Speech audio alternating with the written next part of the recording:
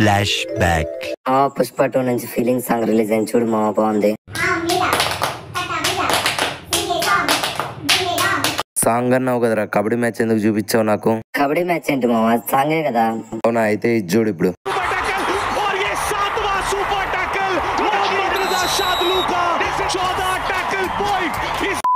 ఈ వీడియో చూసే వాళ్ళు చివరి వరకు చూసి అప్పుడు కామెంట్ చేయండి, అండ్ కామెంట్ చేయడం మాత్రం మర్చిపోకండి. పుష్ప 2 సాంగ్స్ కి ఎంత క్రేజ్ ఉందో మనకు తెలుసు, బట్ లాస్ట్ 2 సాంగ్స్ గా quality and content wise worst గా వస్తున్నాయి పుష్పలోని సాంగ్స్.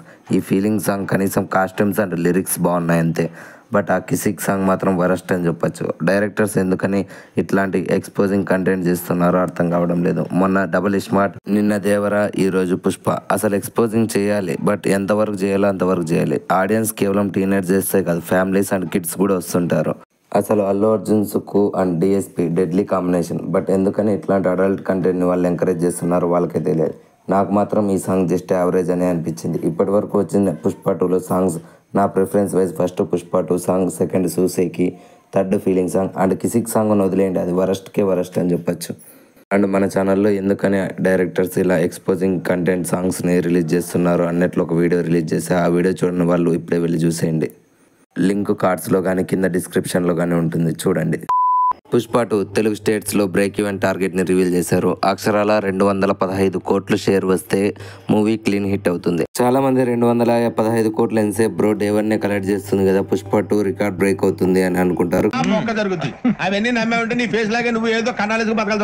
షేర్ వేరు, గ్రాస్ వేరండి. పుష్ప 2 క్లీన్ హిట్ కావాలంటే తెలుగు స్టేట్స్లో 350 కోట్లు గ్రాస్ వస్తే అప్పుడు హిట్ అవుతుంది. అండ్ షేర్ కి గ్రాస్ కి వీడియో ఎండింగ్ లో మీనింగ్ చెప్తాను. దానికంటే ముందు ఇప్పటి వరకు సబ్స్క్రైబ్ చేయని వాళ్ళు సబ్స్క్రైబ్ చేసుకోండి.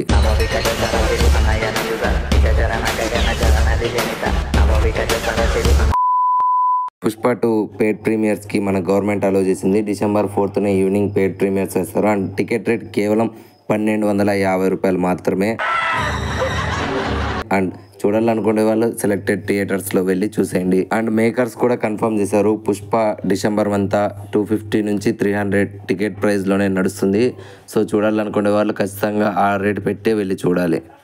ఈ టికెట్ రేట్స్ పెంచడం వల్ల డే 1 ఈ మూవీ పెద్ద ఫిగర్స్నే కలెక్షన్ చేసి పెడుతుంది, బట్ లాంగ్ రన్లో మాత్రం పెద్ద ఎఫెక్ట్ ఉంటుంది. బికాజ్ మూవీ రిలీజ్ అయిన 45 డేస్కే ఓటీటీ నెట్ఫ్లిక్స్ వాళ్ళు తీసుకున్నారు. సో ఫస్ట్ 30 డేసే ఆ రేంజ్ టికెట్ ప్రైజెస్ ఉండడం వల్ల జనాలు రిపీట్స్లో రాకపోవచ్చు, అండ్ ఫ్యామిలీస్ దగ్గర అంత బడ్జెట్ ఉండకపోవచ్చు. నాగవంశీ గారు చెప్పారు, నీకు 3 అవర్స్ ఎంటర్టైన్మెంట్ 1500కే ఎక్కడ దొరుకుతుంది అని.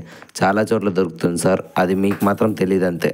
ఒకవేళ మూవీ కానీ నెగిటివ్ టాక్ వచ్చింది అనుకో, నార్త్లో కలెక్షన్స్ వస్తాయేమో కానీ మన తెలుగు స్టేట్స్లో మీరు తలకాయ బాదుకున్న కలెక్షన్స్ రావు. దీనికి పర్ఫెక్ట్ ఎగ్జాంపుల్, 100 రూపాయలు రీఛార్జ్ల మీద పెంచారని చెప్పి జియో అండ్ ఎయిర్టెల్ కస్టమర్స్ బిఎస్ఎన్ఎల్కి ఎలా షిఫ్ట్ అయ్యారు, అదే పర్ఫెక్ట్ ఎగ్జాంపుల్. నీకు జస్ట్ 3 అవర్స్కే 500 రూపీస్ టికెట్ ప్రైస్ ఛార్జ్ చేస్తున్నారనుకో, అది వాళ్ళకి ల్యాగ్ అనిపించింది అనుకో, రెండోసారి ఆ థియేటర్ సైడ్ అండ్ ఆ మూవీని కూడా ఓటీటీలో చూడరు. మూవీ టీమ్ అనుకోవచ్చు మన మూవీకి భారీగా ఫ్యాన్ బస్ ఉంది, ఖచ్చితంగా first day and long run భారీగా వస్తుందని. మూవీ బస్ అనేది 1 డే బిఫోర్ వరకే సార్.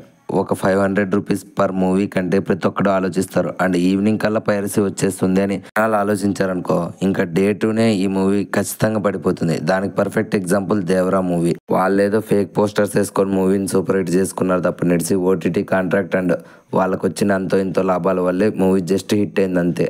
వీళ్ళు పైరసీని ఆపగలరా అంటే అస్సలు ఆపలేరు. పైరసీని ఆపడం ఎవరి వల్ల తరం కాదు. సో ఫ్యూచర్లో పైరసీ తగ్గచ్చేమో కానీ ఇప్పుడైతే పుష్ప పైరసీ ఎఫెక్ట్ కూడా భారీగా పడుతుంది. ఇప్పుడు ఆడియన్స్ అనొచ్చు, నువ్వు రాకపోవచ్చు మేమంతా వెళ్తామని. మీ అందరికంటే ఫస్ట్ థియేటర్ దగ్గర నేను ఉంటాను, అండ్ సెకండ్ టైం కూడా వెళ్ళి మూవీ చూస్తాను. ఇంతవరకు 3 times చూసా ప్రతి ఒక్క మూవీని, బాలేని మూవీని కూడా.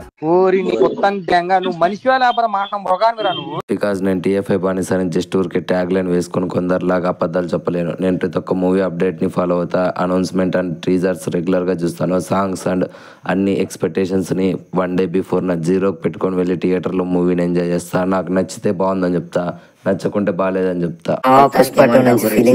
నేను కూడా టీఎఫ్ఐ బానిసని అని గుర్తించండి. నా ఛానల్లో పాత వీడియోస్ మిస్ అయిన వాళ్ళు వెళ్ళి ఇప్పుడే చూసేయండి. లైక్, షేర్, సబ్స్క్రైబ్ చేయడం మర్చిపోకండి. Bye bye. వీడేంటి తెగ ఫీల్ అయిపోయాడు.